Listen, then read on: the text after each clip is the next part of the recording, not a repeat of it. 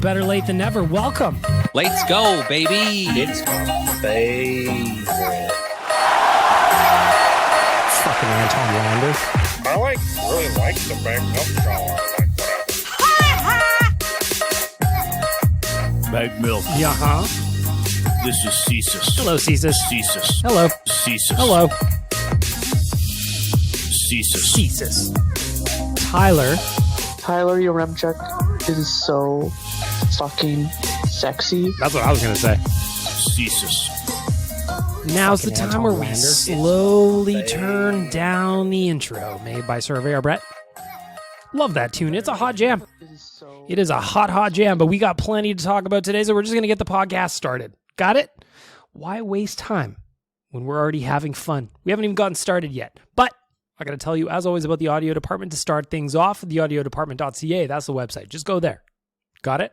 I'm going to wait for 2 seconds. 1, 2. I'm going to give you a bonus second. 3. Have you taken your browser out? 4. Have you gone to theaudiodepartment.ca? 5, 6, 7. Surely you're there now. That's where you book time. The studio. You want to record a podcast like this one? Do it there. You want to record an album because you've got all the songs in your heart? Are you the songbird of a generation? Do it at the audio department. Record your album, your podcast. The audio department works to create a safe space for creativity and collaboration for artists and musicians to realize their potential and share their message through sound and story. The story I'm telling you today, it's because of the audio department. How's my microphone sound? I sound like I'm exploding, like I'm popping in my earphones. I wonder if that sounds like the same to you. I hope not, because I don't really want to redo this. I'm just going to be honest. I don't want to do that again. I'm going to do a podcast. We're going to talk about some stuff. And I am going to move along with my day. Maybe I'll eat an Oreo, a sleeve of Oreos. I'm an adult and you can't tell me not to. Got it? Good. I want to start off the podcast, though. This is episode 36, of course, of Better Late Than Never, just by saying thank you. What am I talking about? Because of all of you that listen to the podcast and that read the website, OilersNation.com, we, in July, set a traffic record.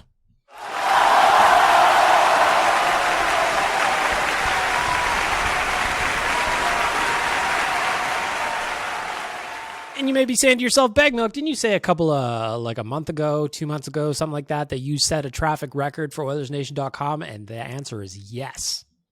Yes, but we did it again. And it's all because of you. It's all because of you and the support you've given to not only myself, but the rest of the staff at ON. So I'm just saying thank you. Play La Bamba, Ben. I will play La Bamba, Ben, because that is something that is worthy of celebration, at least in our world. And I hope all of you feel like you were a part of it as well, because you are.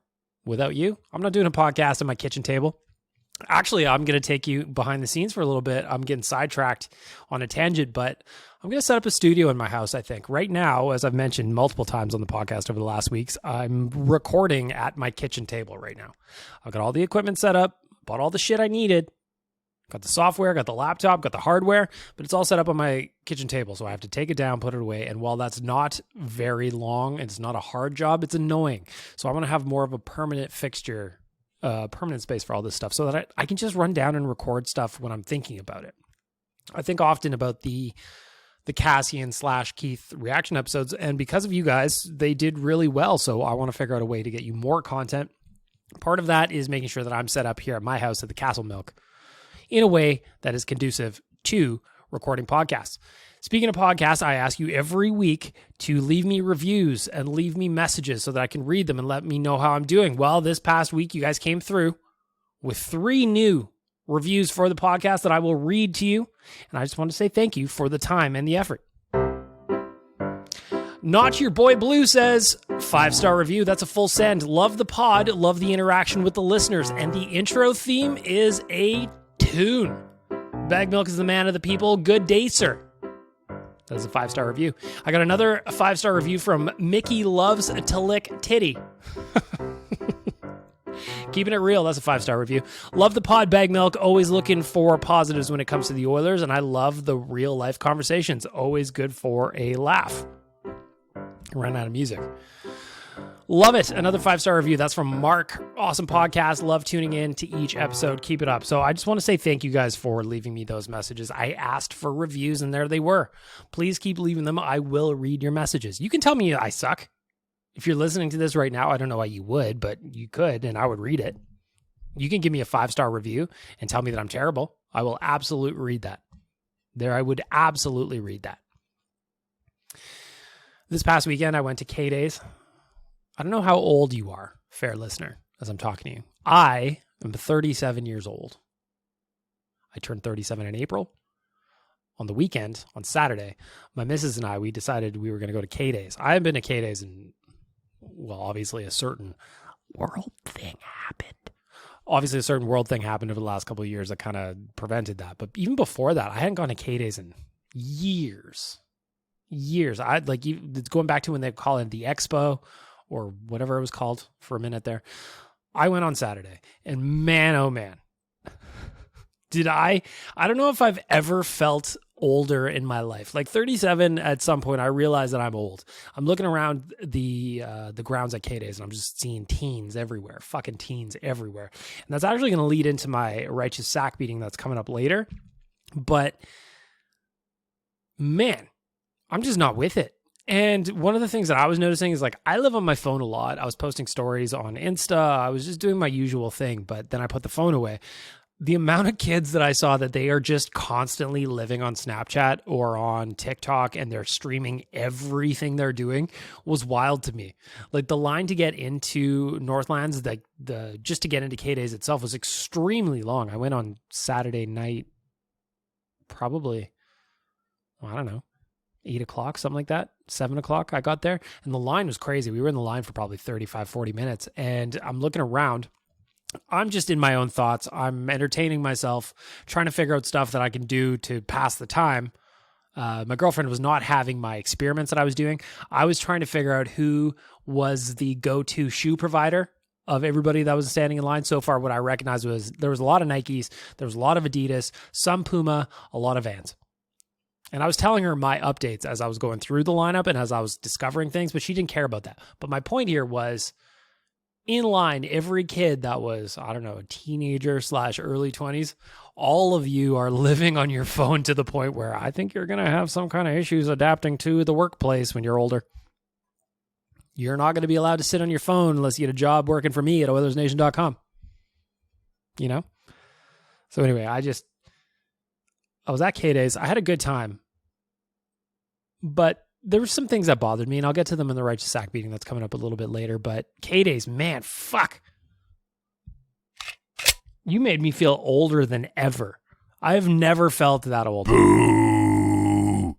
That was just me, grumpy and angry, looking at everybody. It's around me. Damn, kids, get off my lawn. Tomorrow, real life podcast. I'm super excited about this. So tomorrow's Thursday, August 4th. We are going to kick off our partnership with Montana's. We're going to get Montana's messy.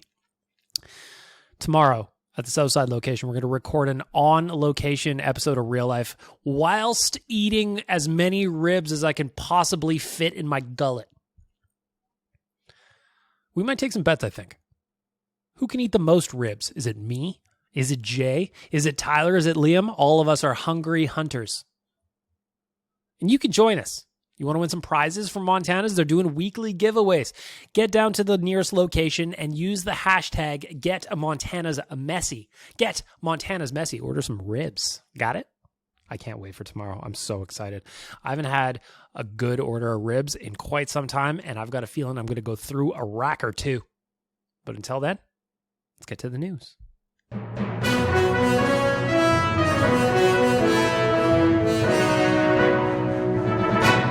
The news brought to you by my friends at Arcadia Brewing. Check them out at arcadiayeg.com. That's just the standard website. That's just where you go to get the details. Got it? On socials, though, Arcadia Brew Co. on Twitter, Arcadia Brewing Co. on Instagram. And this is your weekly reminder. Go buy some Whistling Pig. Not a whole lot of news going on in Oilers land these days. I mean, it is to be expected. It is August 3rd as we're recording today. But there's still some stuff that has to get done.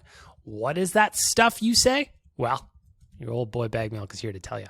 One thing, Ryan McLeod, where's your contract, sir? I want to know what you're signing for. I don't think it's going to be that much, but again, I talked about it a few weeks ago. If I am the Oilers, I look at Ryan McLeod as somebody that I believe in. I'm going 8 years for him. Would you do an 8-year, $2.5, $3 million for Ryan McLeod? I would. I don't know why he would. That would take him till he's about 30, that deal. But man, I would absolutely do that. I don't think he would. His agent would be like, Ryan, that is a bad idea from your perspective. But from my perspective, I love it. I love it. The other piece of business that still needs to get done, obviously, is Kailer Yamamoto. On July 27th, so almost a week ago, Bob Stauffer tweeted, Kailer Yamamoto's arbitration date is scheduled for August 9th, less than a week from now. He had 20 goals, 21 assists for 41 points in 81 games, including 12 goals, 13 assists, and 25 points over the final 37 games played under Jay Woodcroft. Yamamoto is a very popular teammate who wins puck battles and plays on both PP2 and PK. It wouldn't surprise me, this is Bob Stauffer that is, if he got a multi-year extension. Let's go, baby. Would I like to see Kailer Yamamoto on a multi-year extension? Yeah.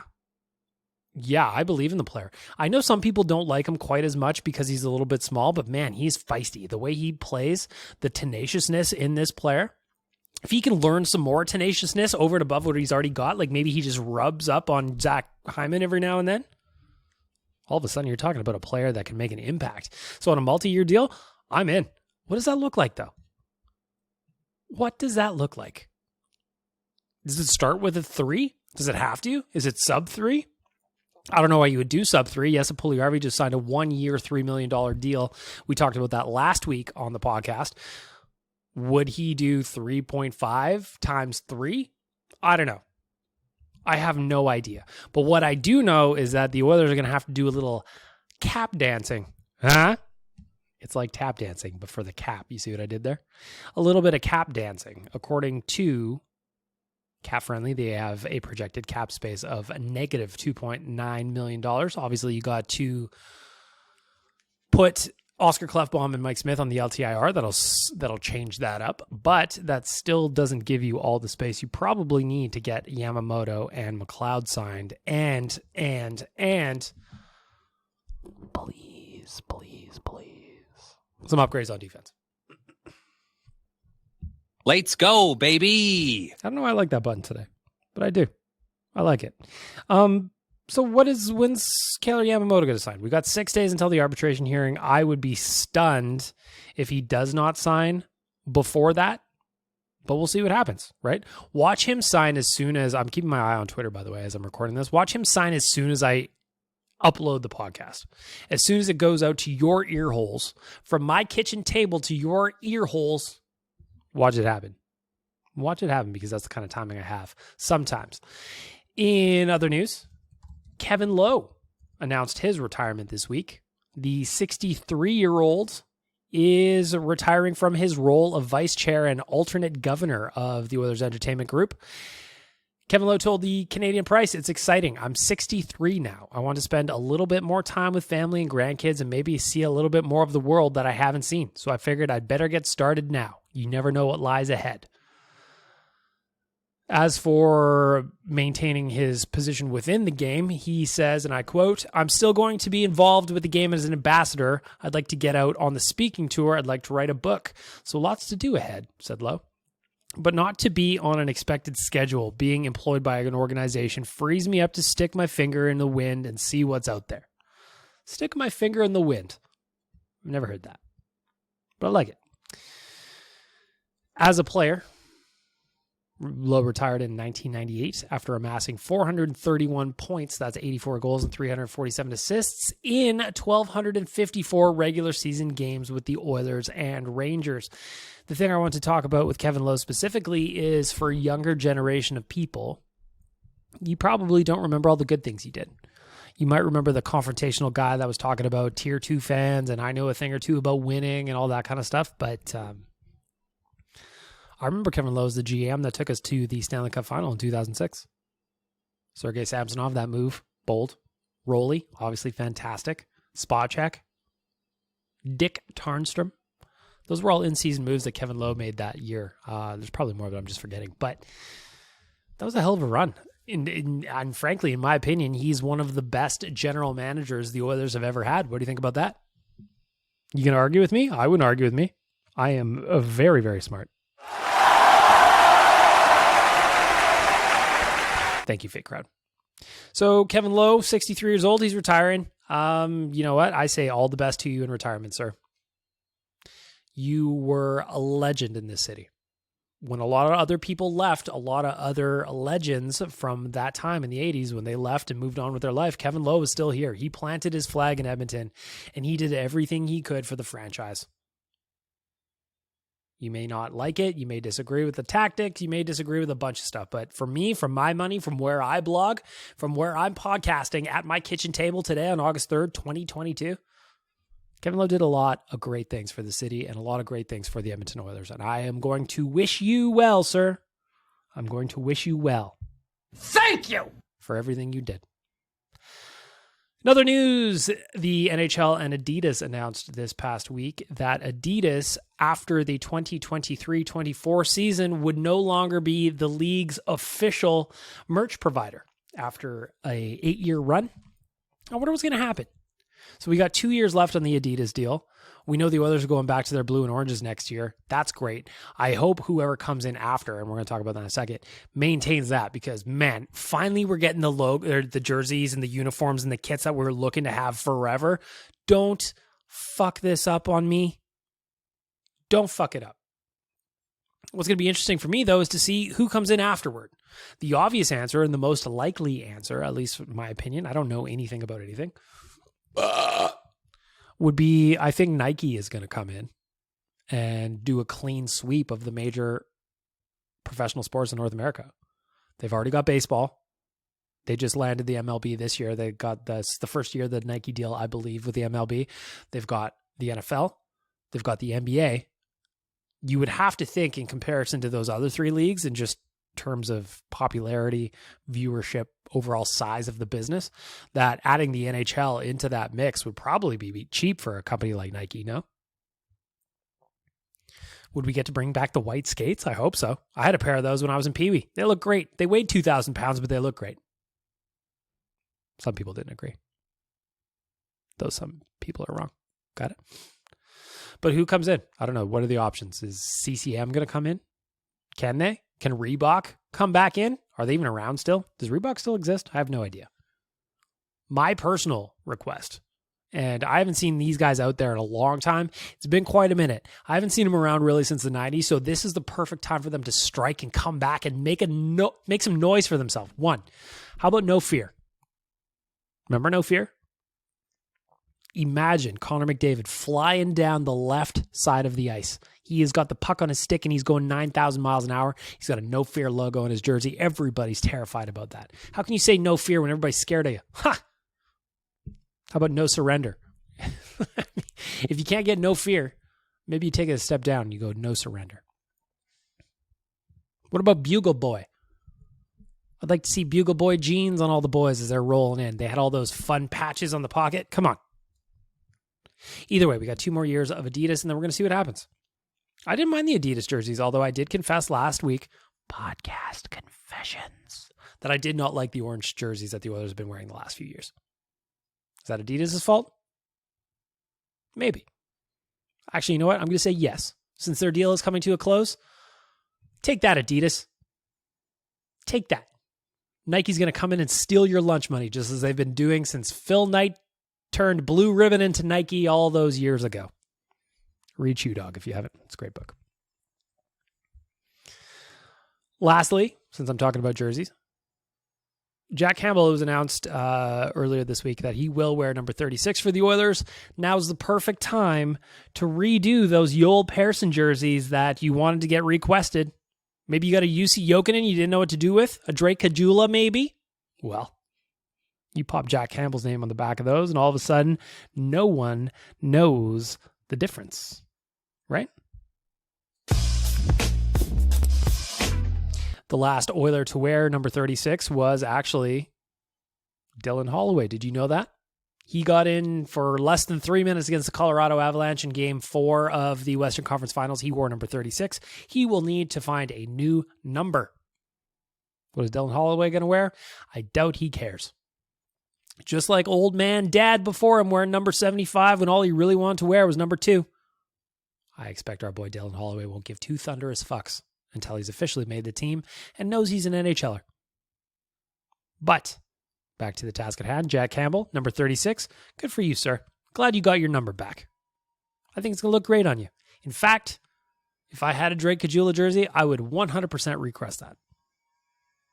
I imagine the Caggiula family feels differently as they're the only people that bought those, but we'll see what happens.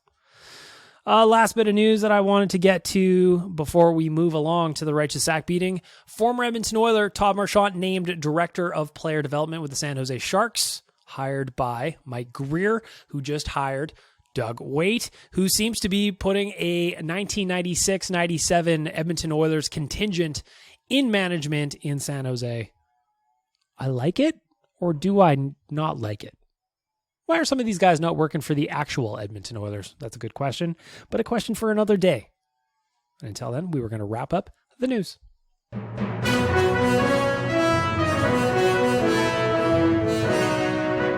The news, of course, is brought to you by Arcadia Brewing. Check them out at arcadiayeg.com, Arcadia Brew Co. on Twitter, Arcadia Brewing Co. on Instagram. And once again, your cue to buy Whistling Pig. It's delicious. Absolutely delicious. You may be listening to Better Lait Than Never. I agree. It's going to be our secret. Was that the end of the bumper? Donkey Folly. Donkey Folly sent me a bunch of new bumpers again, and I thought there was more coming on that one. Let me see what this one does. You're listening to Better Lait Than Never. In the words of EMF, you're unbelievable. You want to see a man, boy? I'll show you a man. Kick me in the jimmy. The righteous sack beating today is, I don't know if I'm going to be just a man of the people, or if I'm going to be considered a whiner, or if I'm just going to be considered wildly out of touch. But this week's righteous sack beating has to do with price gouging at events. Is that a thing? Am I making that up? I don't know. I'm going to get to it in a second. But first, I'm going to tell you about Trilogy Oilfield Rentals. Of course, I'm going to send you to trilogyrentals.ca, and that's where you'll see that Trilogy Oilfield Rentals are an established provider of oilfield rental tools with full-time operating units in Provost, Weyburn, and Kindersley. They also provide seasonal and project-specific stations in Fort St. John, Fort McMurray, Lac La Biche, and others as customers require. What kind of tools they got? Whatever you need, man. Even if you're like me and you don't know what the tools are, guarantee the folks at Trilogy know what they do. Rental tools, fishing tools, drilling tools, coil tools. Come on. Completion tools. Cement retainers and remedial workover tools. They've got it all. TrilogyRentals.ca. So as I mentioned earlier off the jump of the podcast, I was at K-Days on Saturday. And outside of feeling stunningly old, that's not really the part that bothered me. I mean, it did hurt my pride. People looked at me like the old guy. He's like, get out of here, you old fuck. Why are you at Mariana's Trench anyway? First of all, I was at Mariana's Trench. I didn't know a single song. The missus, she liked Mariana's Trench back from when they were popular in like 2008 or something like that, 2007, 2008, 2009, somewhere in there. I didn't listen to them, so I didn't know a single song, but I'm like, I like live music. I'm down. I'll go watch this band. I'm looking around, and there's just children everywhere. And I'm like, how did this happen? Like, I'm looking at my girlfriend. I'm like, you are not a child.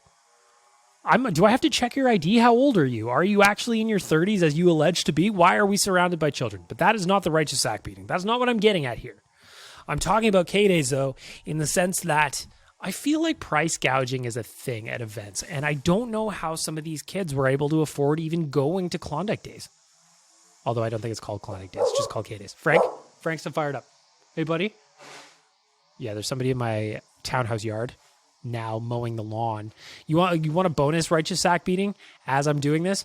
All day long. It's been super quiet in the townhouse complex that I live in. Nothing going on. It's been rainy and overcast and shitty. And then as soon as I start recording this fucking podcast, here they come to cut my grass and trim things up with the weed whackers.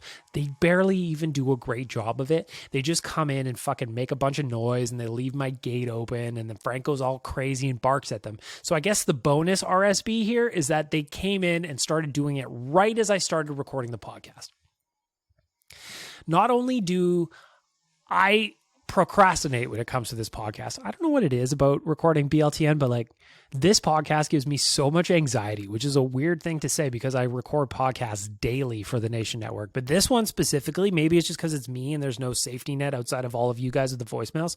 It takes me forever to actually sit down on my laptop and turn things on and get going. Once I get going, it's fine. Once I start talking and I realize that time's going by and I can do it and I can put it together, it's all good. But it takes me a minute to get there. It takes me a minute to actually get the engines revving. So to actually have this going on now, and I think it's going pretty well, we're doing a decent little podcast here, to have these fucking guys come in right now really grinds my gears, you know? You want to see a man, boy? I'll show you a man. Kick me in the jimmy. All right, so where was I? At K-Days on Saturday, I just felt like everything was so fucking expensive that I don't know how people are even expected to attend some of these events. I, as I mentioned, in my late 30s. I'm doing okay for myself. Me missus, she's in her 30s as well. She's doing okay for herself. But after the end of the night, we were just kind of in the cab home because we were having some cocktails at Mariana's Trench. Like we were in the cab home and we're just chatting like, how do kids, like we were surrounded by kids, like how do they afford to even be there? We're playing some of the carnival games, like as you do. First of all, I played 3 games. I won 2 prizes. So winning 66% of my carnival games, I'm pretty pumped on that. But a lot of them were like $20 just to play. Like the game where you throw, oh, here you go. So I won a prize throwing the darts at the balloons. I nailed them. Pop, pop, pop. I was feeling great. I was dialed in. I am a fucking sniper. But that game to play was like $20. So for Mrs. and I to play was close to $40. And it was like that for every single game. Like I get everybody wants to make money. Nobody made any over the last couple of years, but how was attendance at K-Days this year? Because over the course of the night, to get in, have some food, have a couple of drinks and play a couple of games, between the two of us, we easily spent $400. And I just don't know how you can do that when, again, as I'm looking around, the bulk of the people there were children. Are their parents giving them a lot more money than my dad used to give me to go to K-Days? Because I remember rolling in there with like a pocket full of change and I'd be like, what can I do for $18?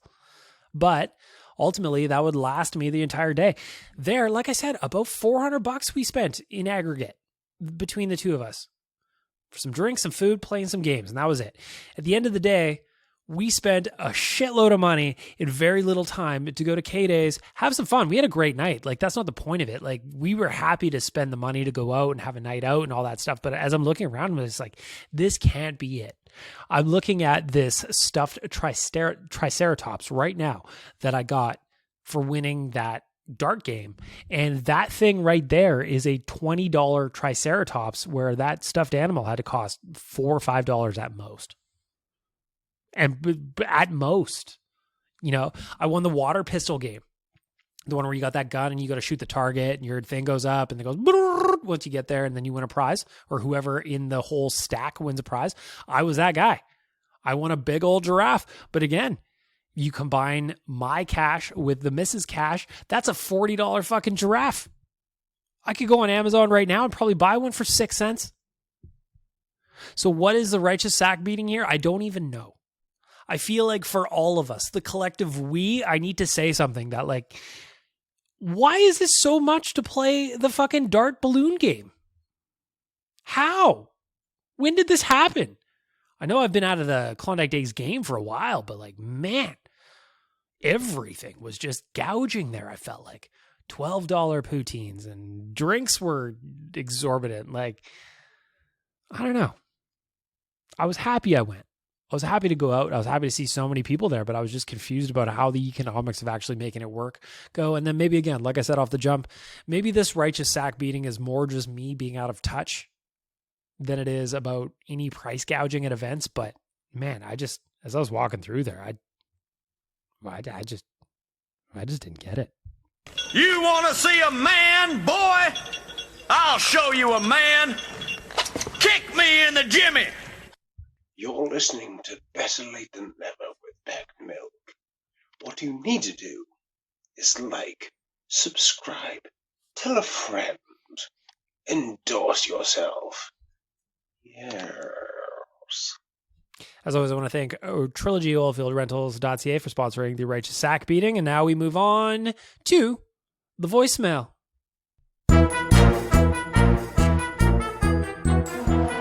The voicemail brought to you by Rig Hand Distilleries. Check them out at righanddistilleries.com. That's where you find the tour and tasting coupon. I'm going to keep telling you until I see you down there.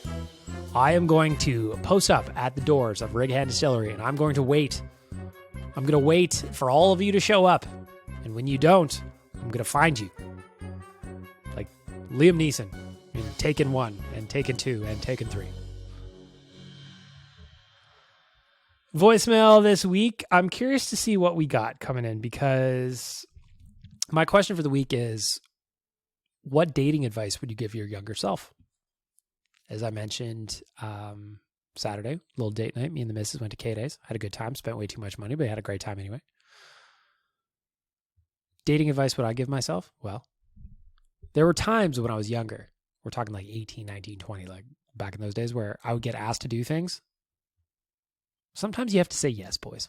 It can't just be what you want to do. Just because you want to go axe throwing or whatever the fuck it is, doesn't mean your missus wants to do that. Sometimes you have to do what she wants to do. I remember for me specifically, coming out of high school girlfriend, she'd be like, let's go to a paint night. And I'd be like, I don't want to go to paint night. It's fucking boring. You know what happened? We broke up.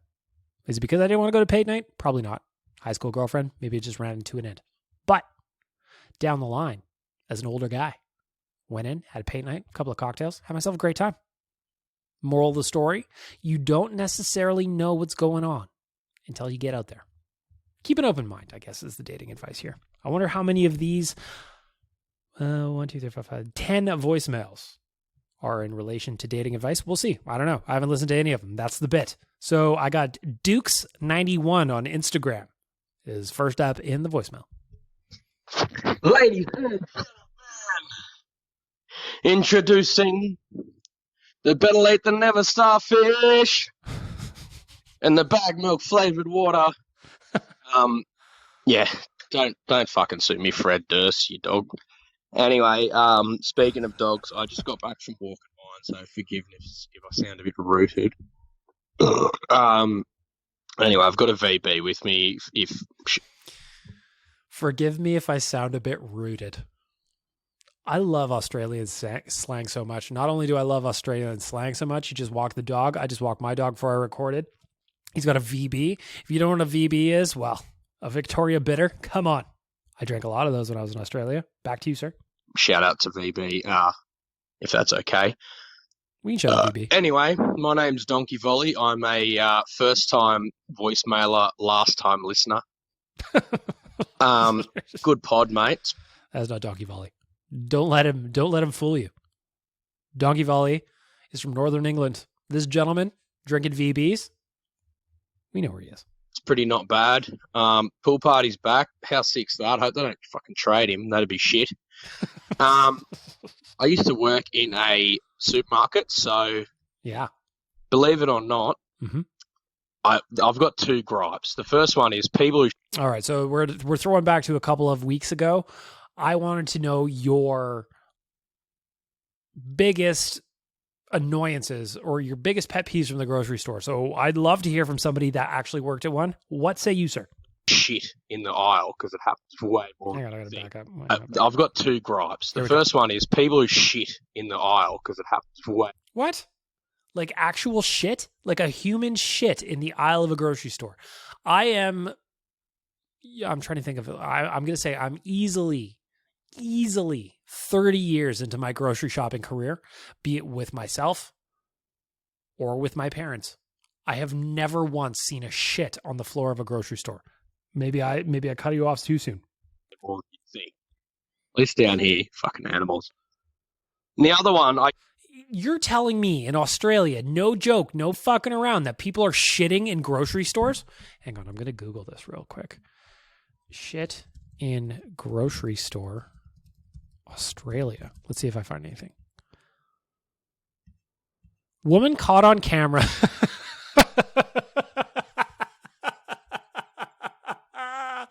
The first thing that comes up on Google. Woman caught on camera doing a poo in the supermarket fridge. And that is an Australian article. Next up on Google News, Woolworths supermarket in Sydney's Neutral Bay embroiled in, what does that say? Why did they cut off the fucking headline? I'm clicking this link. Hang on. The truth behind a disturbing sign has been revealed.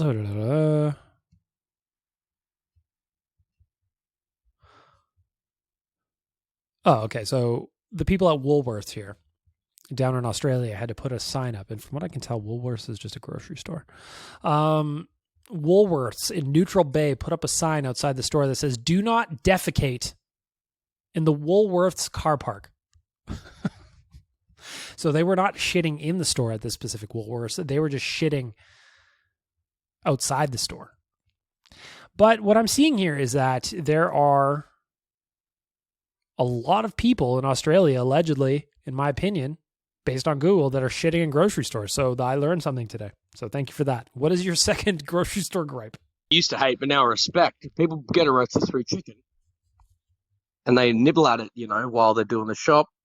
And then just before they leave, they fucking just stash the bones in a shelf. It's like, well, that's fine. I respect that, you know. The only shit thing is if you work there and, like, it stays there for 3 months and you suddenly smell it full of maggots. Anyway, fucking have a good one, mate. That's disgusting. So the first part of it, I'm all with. You get the rotisserie chicken and you just pop that in the baby holder on the shopping cart. I'm down with that. I can see how that is a thing that people would do. I would not do that. I don't want to be touching things in a public place and then using those same fingers to eat. But I can understand it. Putting the bones, though, just like leaving them around for the workers to find, what the fuck is wrong with you? But again, we're talking about Australia where apparently people just find it normal to shit in the store in the aisles. So who knows what's going on down there? I went to Australia. I was there for about a year. I didn't see anybody eating rotisserie chicken in the store or shitting in the store. So I guess I missed out. I mean, we Googled it. We found it. Proof of concept. Else I fucking hate. So, speaking of donkey volley. Oh, we're here again. The chore I hate the most is fucking not doing the... So this is my Australian buddy. Again, consecutive voicemails. So I guess this is Dukes91 on Instagram, leaving a follow-up, but it sounds like he just picked up mid-sentence. Anyway. Laundry, but hanging it out. I get home from work. Almost every day I'll put a load of washing on. Every day? How many clothes do you go through? But it'll sit in the machine for like 3 days. So every day I get home, it's gone, now it stinks. I've got to put it on again. Oh, yeah, I fucking hate that. When you wash it and then you forget to put it in the dryer and they stink like mildew and you got to rewash it all again. I actually have a rule for myself because of this, that if I put clothes in the laundry machine, I've got a buzzer that goes off when it's done. I will not leave the house until I hear that buzzer. I will not put laundry in unless I know I've got the appropriate time to let the cycle do its thing and I hear that buzzer. I am adamant on cutting out the second and third washes on my laundry. Adamant. Anyway, that has nothing to do with you. And like the 4th day, 5th day, when I'm finally about to run out of work shirts, I'm like, all right, I'll actually hang it out. And then my clothesline is in a bit of the yard that I don't often attend. Like, I'm not there, so it's not in the forefront of my mind. So, those VBs are coming up. I tend to forget clothes hanging there. And then suddenly it'll rain and I'll be like, oh no, I've got clothes on the line. So, man, they've been fucking hanging there for 3 weeks. Why'd you leave them there that long? It's your own damn fault. But, it's not my fault. It's the rain's fault. Anyway. Uh-huh. Fuck. It hasn't even been 90 seconds and I've run out of stuff to say. Yeah. I might try and leave this one short. That's what she said. Well, we're running out of time here, pal. What do you got? Fuck. You listen to the Bag of Milk show. Get it in your fucking ears. Catch up. A couple of nickels in the swear jar, at the very least. Shout out to you, Dukes91 on Instagram. And my microphone just popped again. Has it been doing that this whole podcast? Is this whole episode just me popping? God, I'm fucking gonna master this audio one day. Next one comes in from Captain Felton, the good captain. What say you, sir? I am Optimus Prime, and you're listening to Better Late Than Never with Bagged Milk. Autobots, transform and roll out. Good. That was solid. That was solid. Captain Felton coming in with some bumper impressions. I'm going to keep that one, Captain. Good for you, pal. I see another one from the captain. Is the same thing? It's time for the righteous sack beating on way. Better Late Than Never with Bagged Milk. Last week, I asked for you guys to come up with bumpers and segment intros, and Captain Felton, he understood the assignment. He did his homework. Righteous sack beating. It's got an alternate button intro, not just the kick me in the Jimmy from Beavis and Butthead. Third one from the captain. What do you got for us for the end of the trilogy? I'm on the highway to the Big Milk Zone. Uh-huh. All right. Well, the first two were great. Thank you to the captain. Love that guy. I was sad that I missed you at the Riverhawks game a couple of weeks ago, Captain. I like that you're in town, though. Always better when you're in town. Next voicemail. Hey, Bag Milk, Presto again. What's up, Presto? Definitely the chore I don't like doing the most is weeding the lawn. Don't mind cutting it, don't mind that, but getting on the hands and knees, the dirt, the sweat, blah, blah. I got a couple of questions. I don't know how to message you guys on the Real Life podcast, if I even can, or the Nation podcast. Heard you guys talking today about how Calgary didn't get better.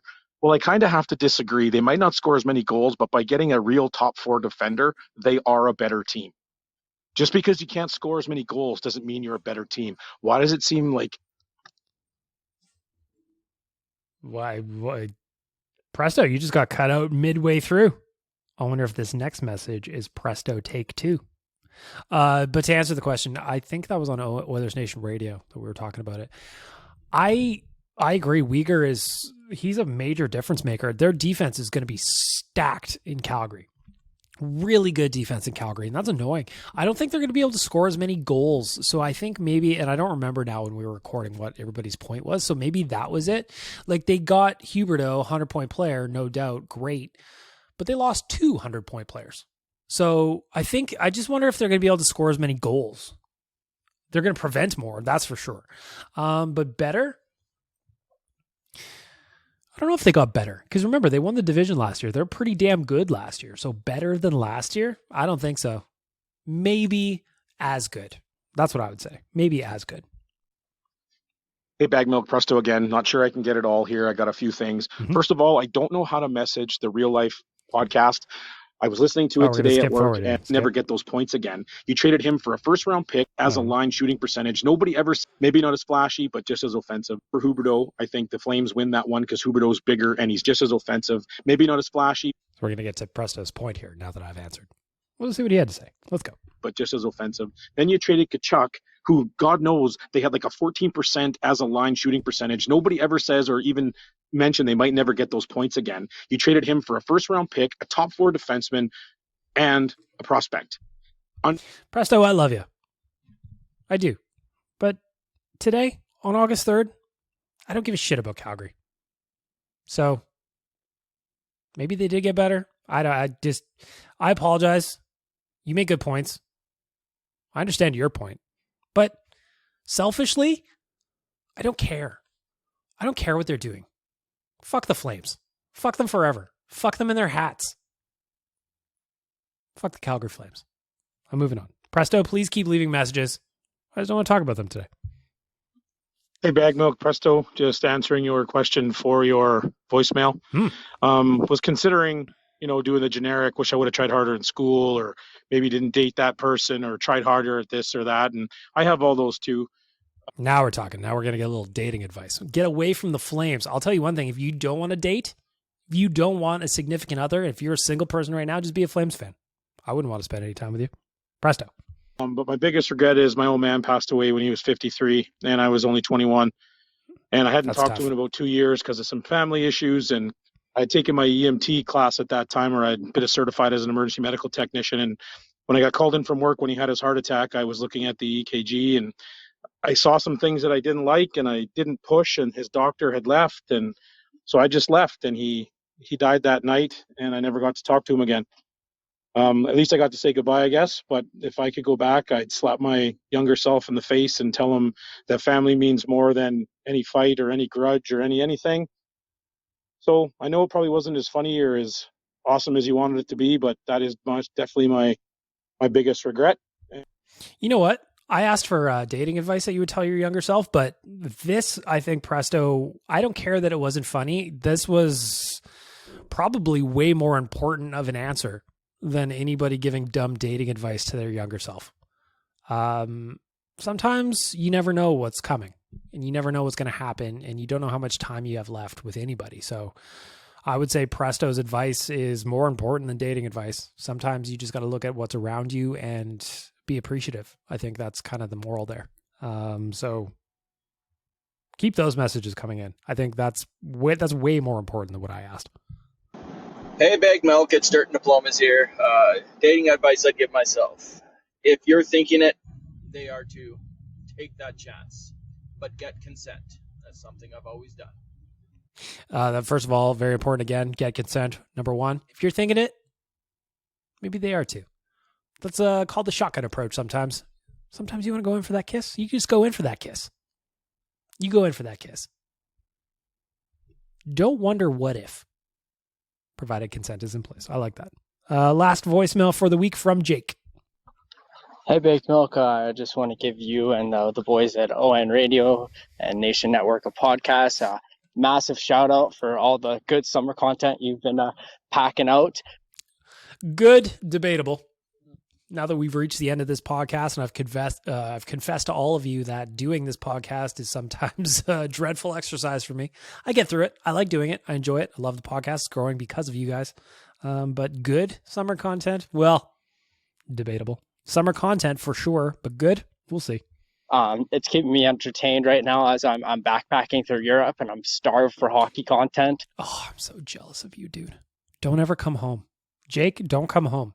As somebody who did a couple of years of backpacking myself, I will tell you that coming home, there's nothing good for you here, sir. Stretch out those dollars. Eat ramen as long as you possibly can. However you can stay on the road longer, do that. Do that. Trying to watch as much YouTube as I can, and like everyone else, just itching and wait for the season to start. A question for you, and question out to anyone else: what's the best place you've traveled to, and where's the best food you've ever had? Right, I'm currently right now in Prague, and haven't had any like local food, but the kebabs out here are absolutely sublime. Some of the best I've ever had, and I'm going to be disappointed when I go back home and it's not the same quality. Jake, again, don't ever come home. That's my advice to you. Don't ever come home. But to answer the question, where is my favorite place I've ever traveled? That's a hard question. I've been very fortunate. I've been very lucky, and I've been to a lot of different countries, and I've gotten to see a lot of cool stuff, and I've loved a lot of different places for different reasons. I spent the most time of any country in Thailand. I love it. If you're talking about food, it doesn't get better than street food in Bangkok. You know, for 30 cents, you can get one of the best Thai meals that you've ever had. For 50 cents, you can get just an amazing meal. So Thailand definitely ranks up there. Hong Kong was absolutely amazing. Again, street food in Hong Kong was legit. Like some of the pork dishes I had, like the pork and rices, and then I love fish balls. So some of those I had in Hong Kong were amazing. Australia's was wonderful. I don't know that you would necessarily call it the best food place. I ate interesting food, like I ate kangaroo there, I ate crocodile there. Both were good. That was a cool country to go to. I went to Macau, which is basically Vegas of Asia. That was super cool to go there. Food was awesome again. There's still so many places that I haven't been though, you know, there's so many places that I want to go that I just haven't had a chance to get to yet. So there's plenty of time, but where's my favorite place? There's some of them that I've been to. Malaysia was awesome. Laos was great. Singapore was awesome. So it's a growing list of countries that I've all appreciated for different reasons. And they've all had good food. That's my recommendation for travel. If you're out there, if you're in the streets, eat local. Eat what the locals are doing. I promise you it's going to be better than any of the shit that you're going to come back to when you come home. That would be my advice, Jake. Over and above, of course, as I mentioned already, twice, 3 times, just don't come home. Stretch those dollars out. Find a way. Sell your blood. Sell your plasma. Sell your sperm. Are you allowed to do that over there? I don't have no idea. Just stay gone. Don't come home. Don't come home, Jake. And with that, we're going to wrap up the voicemail. The voicemail brought to you by Rig Hand Distillery. I fucking popped again. RigHandDistillery.com. Go check them out for the tour and tasting coupon. Follow them on social media and get yourself a bottle of Double. Put that in your coffee. Put it on ice cream. It's delicious. Or you've been around a minute. You know about the B-Cast. Grab yourself a bottle of Brum. I've got one. I'm looking at it. I might have a cocktail as soon as this is over. Shout out to Rig Hand Distilleries. I want to thank all of you, as always, just for participating in the podcast. Without you guys, this doesn't work. Without you, the dread I feel each week that I confess to, podcast confessions, it wouldn't be worth it. So thank you guys for helping this podcast grow. It's amazing what's happened so far in 36 episodes. And I hope that if you're listening to this, you also feel like partly that it's your podcast as well. Keep sending me emails, bagmilk@oilersnation.com. Hit me up on social. Hi, my name is Bagmilk on Instagram, JSBM Bagmilk on Twitter. And just keep leaving voicemails. It's in the link tree in my bio everywhere. Please keep participating. Please keep sending in bumpers. That's amazing. Captain Felton, thank you so much for sending those in today. Thank you to Donkey Volley. Thank you to everybody who's participating in the podcast. Please keep sending the stuff in. I'm going to keep playing it. I will. Lastly, I just want to say thank you to the audio department. Of course, our title sponsor, Trilogy, Oilfield Rentals, Arcadia Brewing, and Rig Hand Distilleries. For now, I'm going to shut this down. For now, we're going to see if Kailer Yamamoto signs a new deal as soon as I am done recording. Then what's going to happen is I am going to get myself prepared to get Montana's Messy. Tomorrow on the Real Life Podcast, we are doing that tomorrow afternoon at the South Side. We are going to be on location on Montana's. I'm super excited about it. Thank you for spending the last hour with me. This is episode 36 in the books.